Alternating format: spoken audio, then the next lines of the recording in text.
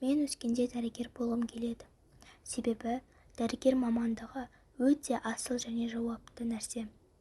Сонымен қатар, денсаулық дәрігерге және кейде адамдардың өміріне байланысты.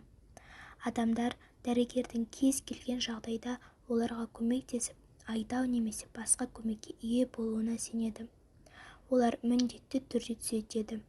Бірақ нағыз дәрігер болу үшін сіз жақсы білім алуыңыз керек. Өйткені мен дәрігер ретінде не істеуім керек екенін білетінімнен, менің көмегім нәтижесіне байланысты. Бір таблетка немесе бір қате енгізілген инъекция менің болашағымда ғана емес, сонымен қатар адамдарға, дәрігерлерге көмектесу деген сенімін жоя алады. Дәрігердің кәсібі бұл адам. Өйткені басқалардың көмегі бұл жақсы ниет пен жақсы адам. Болашақ мамандығыңызды таңдау. Мен дәл осындай адам болуға тырысамын.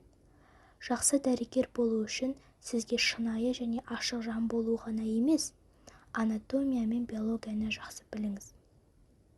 Медицинаның негізі. Бұл білімнің негізі мектепке негізделуі керек. Өйткені биология және анатомия сабақтарында біз құрылғымен және тірі организмдердің ерекшеліктеріне, олардың функцияларына және белгілі мүшелердің мағынасын жасаймыз. Мектеп пәндерін нақты медициналық ғылыммен байланыстырады.